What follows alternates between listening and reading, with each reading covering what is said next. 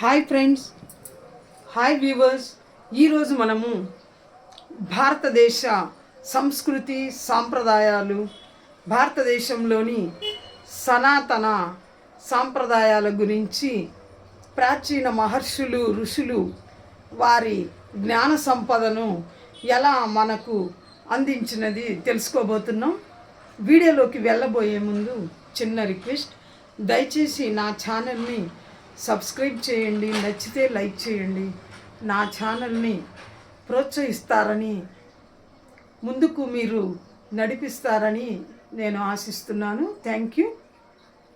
భారతదేశంలోని ప్రాచీన ఋషులు, పండితులు వేల సంవత్సరాల నాడే తాళపత్ర గ్రంథాలలో సకల శాస్త్రాలకు సంబంధించిన విజ్ఞానాన్ని మనకు అందించారు. క్రీస్తు పూర్వము ప్రాచీన భారతదేశంలో ఋషులు మహర్షులు ఎన్నో తాళపత్ర గ్రంథాలలో మనకి జ్ఞాన సంపదను అందించారు. పరంపరగా భారతదేశంలోని ప్రజలు ఆ జ్ఞాన సంపదను ఆస్వాదిస్తూ భారతదేశ అభివృద్ధికి దోహదం అవుతున్నారు. భారతదేశంలోని ఋషులు మహర్షులు వారి జ్ఞానాన్ని పరంపరగా భారతదేశంలోని ప్రజలకే గాక ప్రపంచంలోని ఇతర దేశాలలోని ప్రజలకు కూడా ఉపయోగకరంగా, ఆదర్శప్రాయంగా వారి గ్రంథాలు ప్రపంచ దేశాల శాస్త్రవేత్తలకు కూడా ఆదర్శంగా, మూలాలుగా భాసిల్లుతున్నాయి. సకల శాస్త్రాలకు పుట్టినిల్లు భారతదేశం అని చెప్పవచ్చు. భారతదేశంలో అన్ని శాస్త్రాలను కూడా క్రోడీకరించి ఎందరో మహర్షులు ఋషులు పండితులు మనకు అనేక తాళపత్ర గ్రంథాలలో మనకు అందించారు. ఖగోళ శాస్త్రం, సంఖ్యాశాస్త్రం, సాంఖ్యక శాస్త్రం, అణుశాస్త్రం, రసాయన శాస్త్రం, నాట్యశాస్త్రం, శిల్పశాస్త్రం, సంగీతం, సాహిత్యం, ఆర్థిక శాస్త్రం, రాజనీతి శాస్త్రం, వాస్తు శాస్త్రం, శరీర శాస్త్రం, భూగోళ శాస్త్రం, ఖగోళ శాస్త్రం, గణిత శాస్త్రం, ఇలా సకల శాస్త్రాలకు పుట్టినిల్లు మన భారతీయులేనని చెప్పవచ్చు. భారతదేశంలోని జ్ఞాన సంపదను చూసి భారతీయ పండితులు ఋషులు ఆచార్యుల జ్ఞానాన్ని చూసి విదేశీయులు ఓర్వలేక మన భారతదేశంలోని విశ్వవిద్యాలయాలను ధ్వంసం చేసినారు. విదేశీ దుండగులు, విదేశీ రాక్షస ప్రవృత్తి గల సైనికులు, విదేశీ పాలకులు మన భారతదేశంకి దండెత్తి వచ్చి మన జ్ఞాన సంపదను చూసి ఓర్వలేక నలంద, తక్షశిల విశ్వవిద్యాలయాలను ధ్వంసం చేసి అందులోని గ్రంథాలయాలలోని వేల సంఖ్యలో, లక్షల సంఖ్యలో ఉన్న గ్రంథాలను తగులబెట్టారు. నలంద విశ్వవిద్యాలయంలోని 2000 మంది ఆచార్యులను, 10,000 మంది విద్యార్థులను సజీవ దహనం చేశారు. తురుష్కులు, దుష్కర మూకరులు, విదేశీ దుండగులు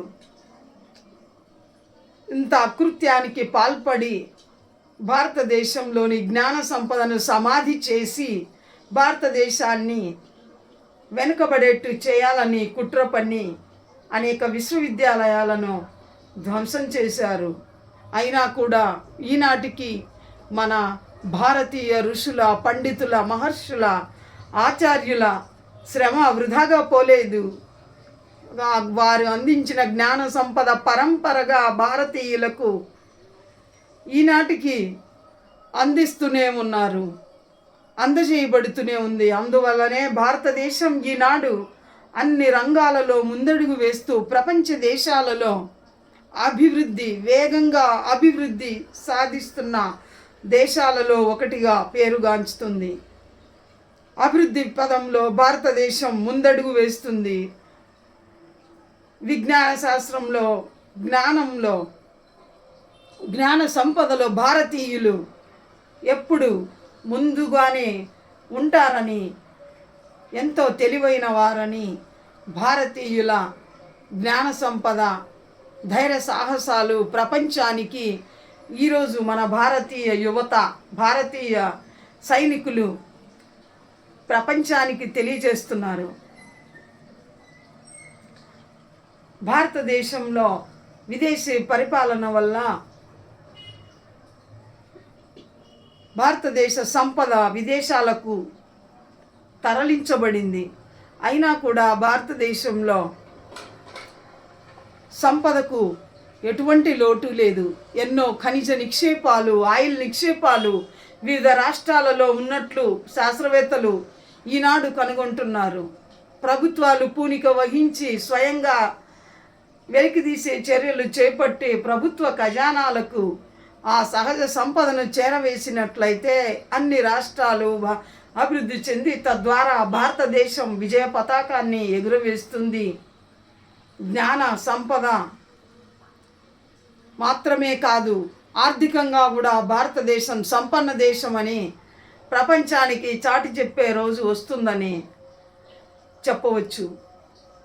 భారతదేశంలో సకల శాస్త్రాలు అభివృద్ధి చెందబడ్డాయి. ప్లాస్టిక్ సర్జరీకి, శస్త్రచికిత్సకు మూల పురుషుడు సుశ్రుత మహర్షి. సుశ్రుతుల వారి పేరు లండన్ నగరంలో, ప్రపంచ దేశాలలో జరిగిన లండన్ నగరంలోని మహాసభలో భారతదేశంలోని ప్రాచీన ప్రసిద్ధి చెందిన ప్రముఖమైన వైద్యుల జాబితాలో ఆచార్య సుశ్రుత మహర్షి పేరు సుశ్రుత సంహిత గ్రంథం మొదటి జాబితాలో ఉండటం విశేషం. భారతీయులంతా ఈ విషయాన్ని గర్వంగా చెప్పుకోవచ్చు. ఆచార్య సుశ్రుతుల వారి పేరు లండన్ నగరంలో జరిగిన మహాసభలో క్రీస్తు శకం 2000 సంవత్సరంలో భారతీయ మహర్షి, శస్త్రచికిత్స నిపుణుడు, ప్లాస్టిక్ సర్జరీకి మూలపురుషుడు అయిన సుశ్రుత మహర్షి పేరు లండన్ నగరంలో 2000 సంవత్సరంలో జరిగిన మహాసభలో వెలువరించిన జాబితాలో వారి పేరు ఉండటం, సుశ్రుత మహర్షి పేరు ఉండటం భారతీయులంతా గర్వించదగ్గ విషయం. భారతదేశంలో సుశ్రుత మహర్షి రచించిన సుశ్రుత సంహిత అనే గ్రంథాన్ని ప్రపంచ దేశాల్లో అనేక దేశాలు వారి భాషల్లోకి అనువదింపజేసుకొని ఆధునిక వైద్య విధానంలో ఆదర్శంగా సుశ్రుత సంహిత గ్రంథాలలోని విషయాలను తీసుకొని వైద్య రంగాన్ని, శస్త్రచికిత్సా విధానాన్ని మెరుగుపరచడం జరుగుతుంది. విదేశాలలోని పలు వైద్య నిపుణులు సుశ్రుత మహర్షిని ఎంతగానో కొనియాడటం భారతీయులంతా గర్వపడవలసిన విషయం. ప్రతి ఒక్కరూ తెలుసుకొని గర్వించదగ్గ విషయం. ఆనాడు ప్రాచీన కాలంలో క్రీస్తు శకం 600 సంవత్సరాల నుంచి 700 సంవత్సరాల మధ్యకాలంలో సుశ్రుతుల వారి జీవితకాలం అని చెప్పవచ్చు. చరిత్రకారులు క్రీస్తు శకం 600 సంవత్సరాల నుంచి క్రీస్తు శకం 700 సంవత్సరాల మధ్యకాలంలో సుశ్రుత మహర్షి జీవించి ఉన్నారని చరిత్రలో తెలియజేయబడుతుంది. సుశ్రుత మహర్షి శస్త్రచికిత్సా విధానాన్ని, ఆయుర్వేద వైద్య విధానాన్ని సుశ్రుత సంహిత అనే గ్రంథాన్ని రచించి భారతదేశానికి అందించారు. ప్రపంచ దేశాలకు ప్రాచీన వైద్యానికి, ఆధునిక వైద్యానికి సుశ్రుత మహర్షి రచించిన సుశ్రుత సంహిత ఆదర్శంగా నిలిచింది. సుశ్రుత మహర్షి గురించి చరిత్రలో ఒక కథనం గురించి ఇప్పటికీ చెప్పుకుంటారు. సుశ్రుతుడి కాలంలో ఒక వ్యక్తికి ప్రమాదవశాత్తు ముక్కు భాగం తెగిపోగా సగభాగం తెగిపడిన ముక్కును పట్టుకొని ఏడుస్తూ సుశ్రుత మహర్షి ఆశ్రమంలోనికి ఆ వ్యక్తి వచ్చిన వెంటనే సుశ్రుతుల వారు గాయమైన ముక్కును ఆకుపసరులతో శుభ్రమైన నీటితో శుభ్రం చేసి నోటిలోని కండర భాగాన్ని కొంత చాకుతో కోసి కత్తితో కోసి కండర భాగాన్ని తీసుకొని ముక్కును ఆ సగభాగం తెగిపడిన ముక్కును ఆ కండరం నోటిలోని కండర భాగం కత్తిరించిన భాగాన్ని తీసుకొని అతని ముక్కును తిరిగి అతికించి ప్లాస్టిక్ సర్జరీ చేసి శస్త్రచికిత్స చేసి అతికించారట. తిరిగి అతనికి ఆకుపసరులతో మూలికా వైద్యంతో అతనికి కట్టుకట్టి కొద్ది రోజుల తర్వాత అది మానిపోగా చక్కగా అతని ముక్కు యథావిధిగా పనిచేసిందని చెప్పుకుంటారు. యుద్ధంలో తెగిపడిన కాళ్ళు చేతులను సైనికులకు అతికించి కట్టుకట్టి వారి ప్రాణాలను సుశ్రుతుడు కాపాడేవారని తెలియజేస్తారు, చరిత్రలో తెలియజేయబడుతోంది. యుద్ధంలో కాళ్ళు చేతులు విరిగిన వారికి కట్టుకట్టి వారి కాళ్ళు చేతులను తిరిగి అతుక్కునేటట్టు కూడా శస్త్రచికిత్స నిర్వహించేవారని చరిత్రలో చెప్పబడింది.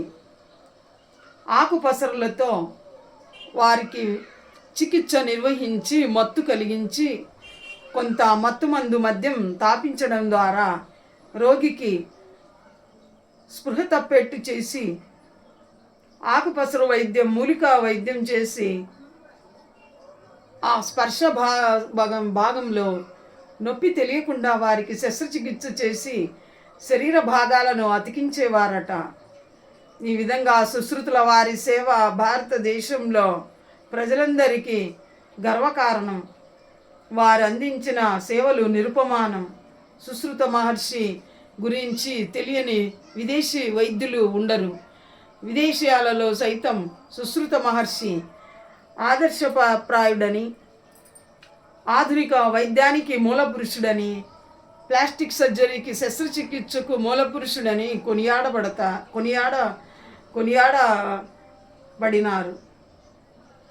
కొనియాడినారు. Thank you students. Thank you.